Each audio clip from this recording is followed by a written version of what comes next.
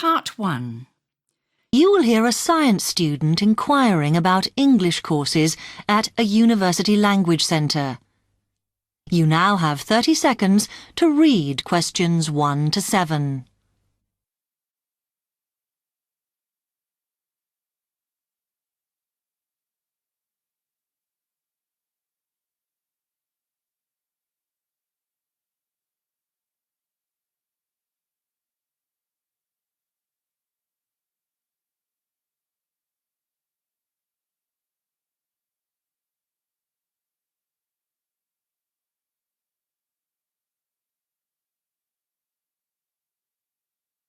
Hi, I've come to ask about the English courses you run for international students. Oh, right.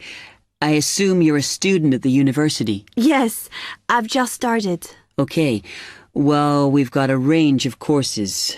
It depends what you think you need and how much. Oh. We can't run everything at the same time, though. So, for example, in this first term, we are just doing a writing course. I see. That sounds quite useful. What else is there? Some of the courses only run for single terms, and we tend to focus on what students have difficulty with. That means we don't usually do speaking courses, but next term you can do listening. Oh. That'll help you with lectures and things.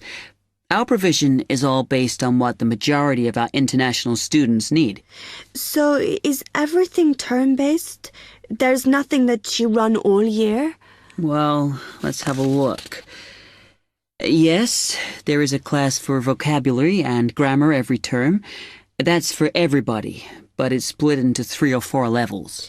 And what about in the holidays? We don't do anything during the winter or spring break. Oh.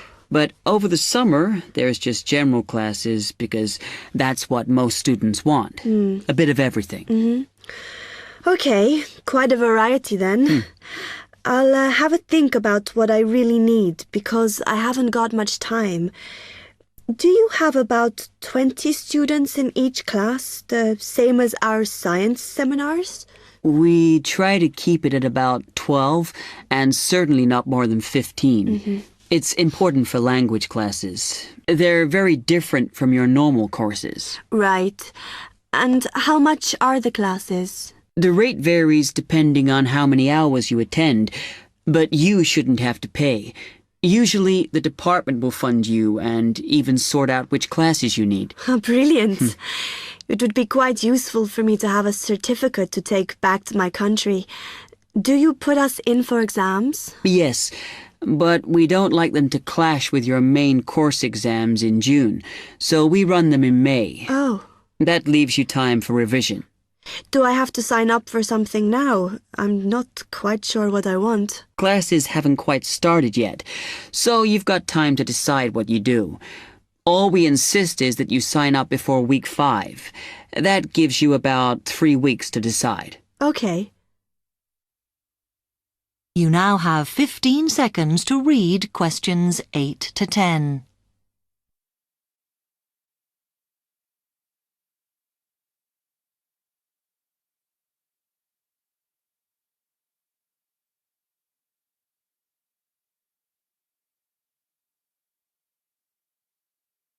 Then, when you've made up your mind, you need to come back here to the administration office to enroll. What do I need to bring with me when I enroll? My identity card, I guess. Yes, or your passport. Then you'll be given a registration form, which you'll have to show to the teacher when you have your first class. Okay.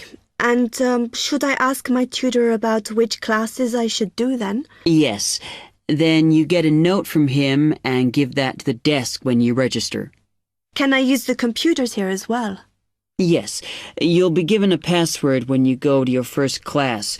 So remember to bring a disk with you to save your work on, as you won't be allowed to save it on the hard drive. Okay. Will I need anything else? Dictionary? We've got loads of those here that you can borrow. But you'll need a notebook as we don't provide paper or files. Okay. Thanks. That is the end of Part 1. You now have half a minute to check your answers.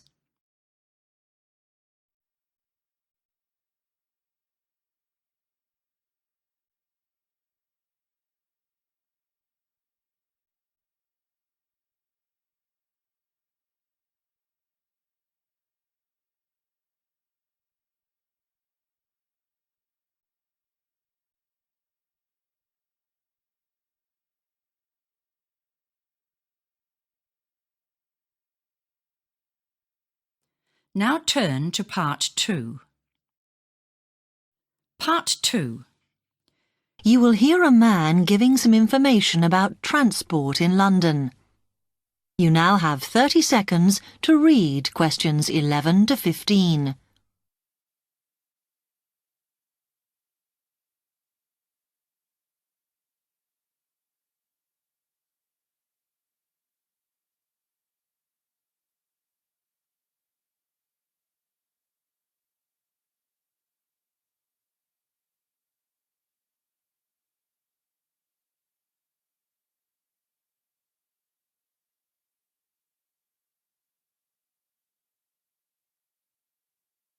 Hello, can I help you? Oh, yes. I was wondering what the best way was for me to get around London. Well, there are a lot of possibilities. As you probably realise, the main ways to get around are bus, train and tube. Oh? The Underground. Oh. It depends how much you want to spend. All forms of transport offer special tickets, such as cheap day returns on the trains and so on. Overall, you'll spend less on the bus, as it operates on a basic flat fare for each journey. But of course it may not go to where you need to travel to. The mainline trains only operate in the outlying areas, though a few cross London, whereas the tube has stations which are placed in central areas of the city, close to the main sites and shops. Obviously there are more bus stops, but you will probably have to change buses to get where you want, which can be inconvenient. You will find that the buses are mainly in the central areas, but some tube lines go quite a long way out of London, so you could use this for longer journeys.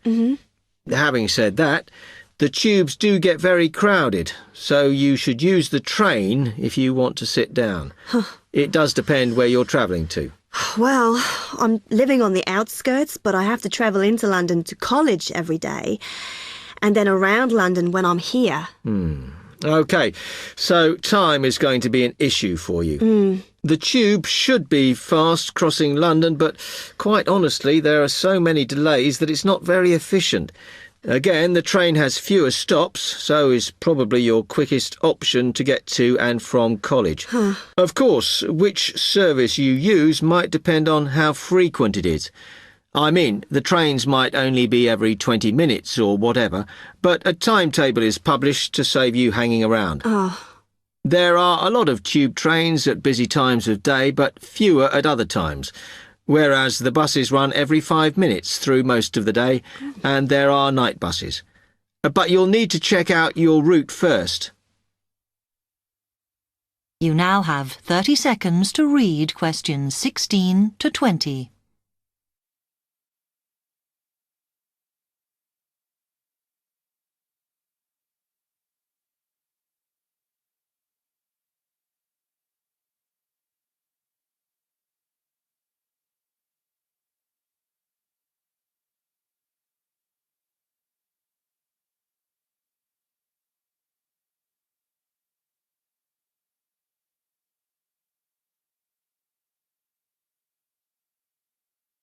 OK, thanks.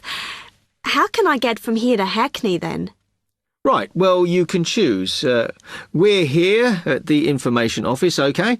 Now, next to us, on the corner of the High Street and Sweet Street, is the bus stop, opposite the bank. The bus goes all the way to Hackney, but it is a very indirect route, so it could take ages. If you want to take the train, walk down the High Street towards the city, go past the bank, and on your left is the station, just before you get to the post office. There's a mainline service to Hackney Wick, so if you need to get into the centre of Hackney, you may need to pick up a bus when you get there. Opposite the post office, on the corner of Hart Lane, is the tube entrance. You'll see the big signs. That's probably the best way to get there, though you may have to change. It's probably best if you go and get a travel card first. To get to the ticket office, you go out of here onto the High Street. Then turn into South Street, and the ticket office is on your right opposite the cinema. Of course, you may decide it's quicker to take a taxi. But it's a long way, so I think it'll be very expensive. If you do want to get a cab, then the rank is outside here, just opposite the office. That is the end of part 2. You now have half a minute to check your answers.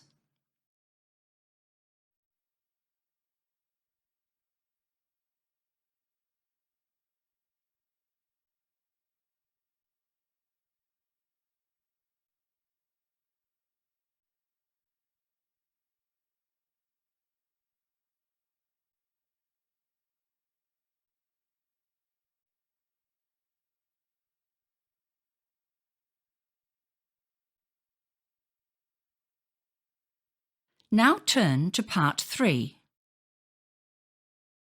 Part 3. You will hear 2 medical students, Caitlin and Hideki, discussing options for courses. You now have 15 seconds to read questions 21 to 23.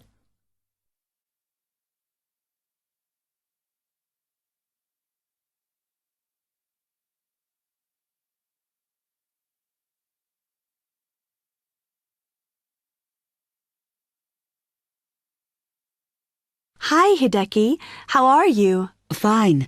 I'm glad I bumped into you.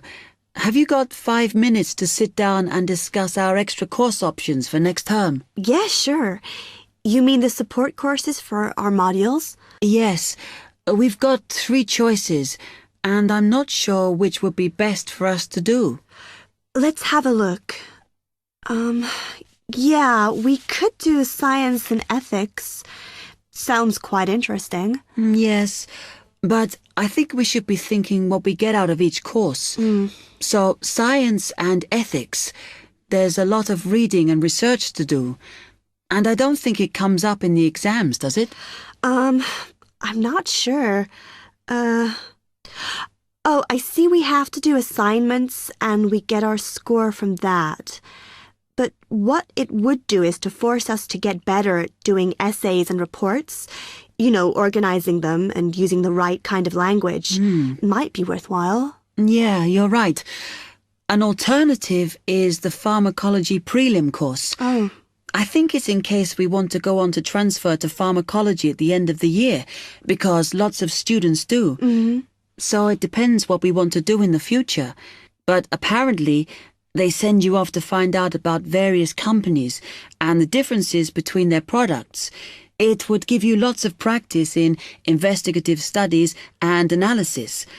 I think I'd quite enjoy that. Yes, I see your point. Then the other option is reporting test results.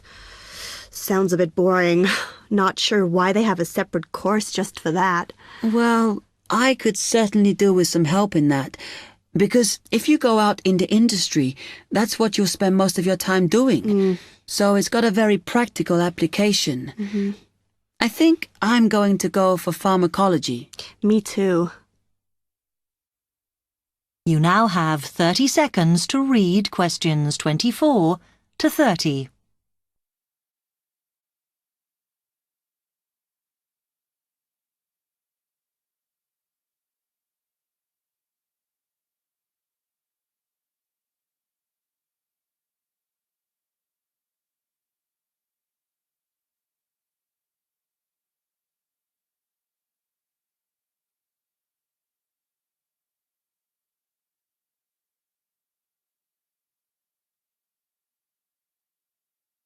So let's have a look at it in more detail. Oh, goodness. If we do pharmacology, then we have to do a supplementary maths course. Oh no, that's not fair. Mind you, I think I need it. Does that mean we have twice as many lectures? No, this maths is only a short course. The chemistry department are responsible, and they do it in the 3rd term. So we've got all next term to settle into the pharmacology bit. I find the tutor makes a real difference. Some of them make chemistry so easy, and some of them I can't understand at all. Like that one we had from Oxford University. Mind you, the one on this course should make sense because he's a lecturer who's coming in for a few weeks from industry. so at least it'll be linked to the real world. Yeah. The project we have to do on this pharmacology course is huge, and it doesn't give us much time. We have to make a decision about what we want to do on the project as soon as we start in January, and then hand in our plans before the end of the month.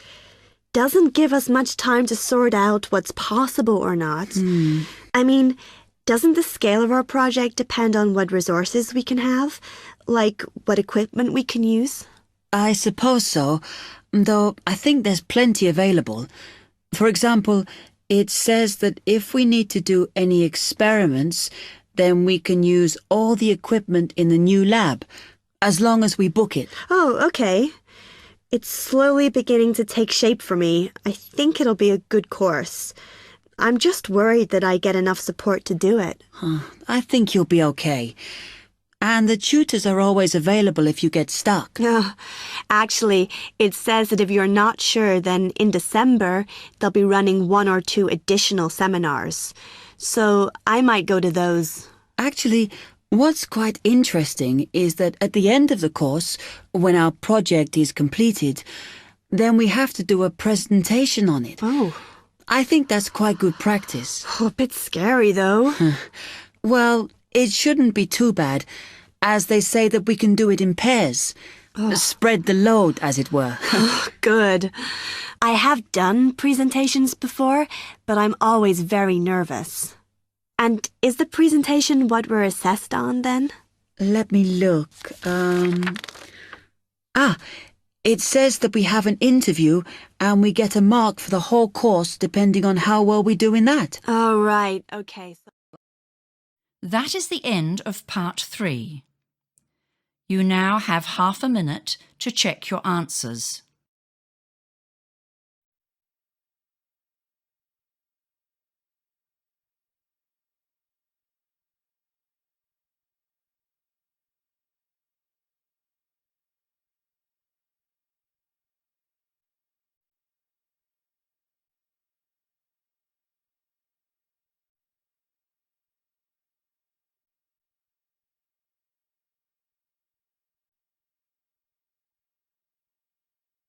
Now turn to part 4. Part 4. You will hear part of a lecture on cities of the future. You now have 30 seconds to read questions 31 to 37.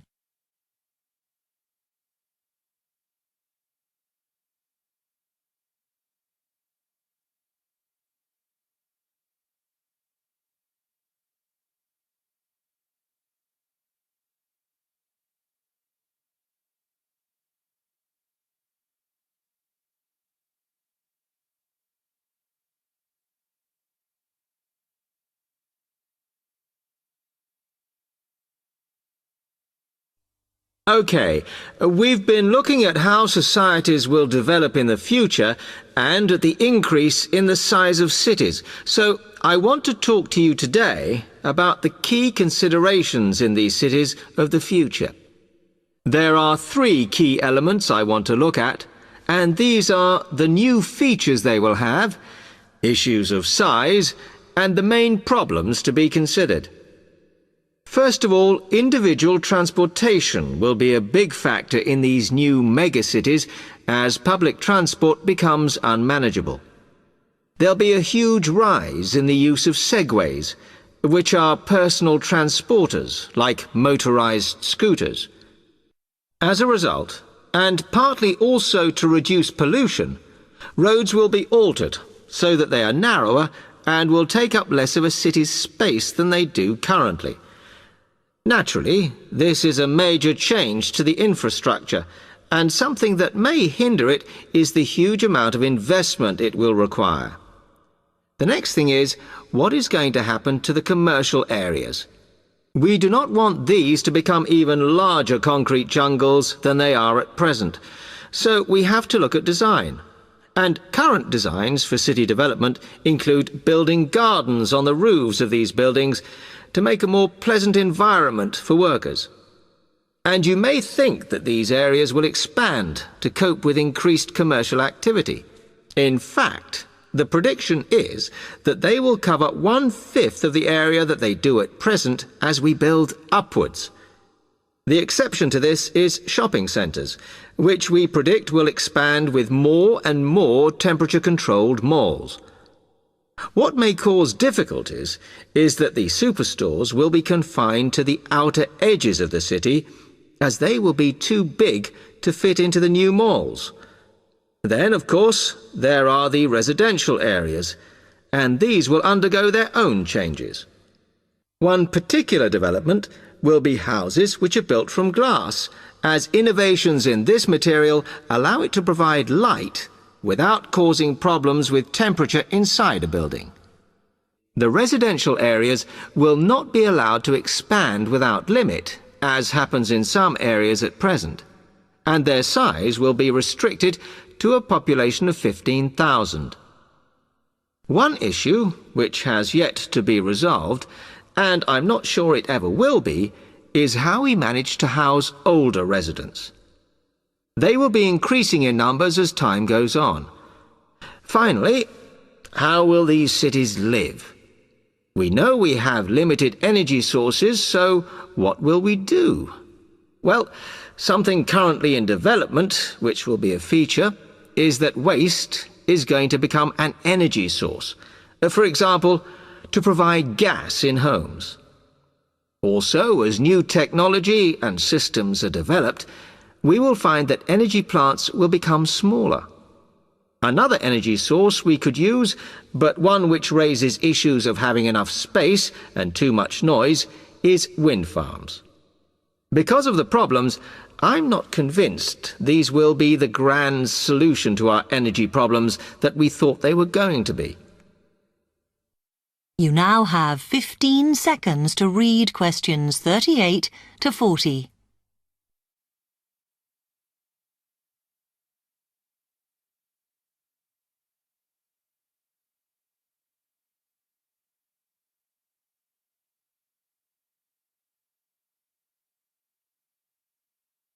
Now, moving on to looking at the social aspect of cities, we need to look at housing and how people will live. Cities currently have flats in the centre, populated by single people and wealthier residents, and families tend to move to the outskirts. In the future, the centre of cities will see a dramatic change. We will see many more examples of cooperative buildings. This is where people join together to form a company that owns the building they live in. And despite continuing shortages, there will also be a rise in the provision of retirement homes in city centres, so that the elderly can have easy access to hospitals and shops. Recently, we have seen a levelling off in the growth of private housing, and I think that will not change. But we are likely to see more social housing, as far fewer people will be able to afford to own their own homes. OK, now, if anybody has any... That is the end of part 4. You now have half a minute to check your answers.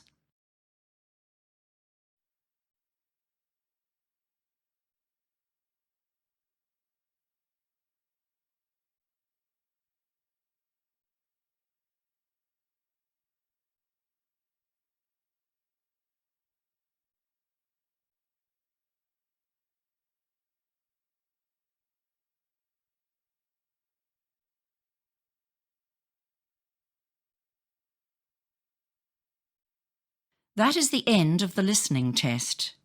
You now have 10 minutes to transfer your answers.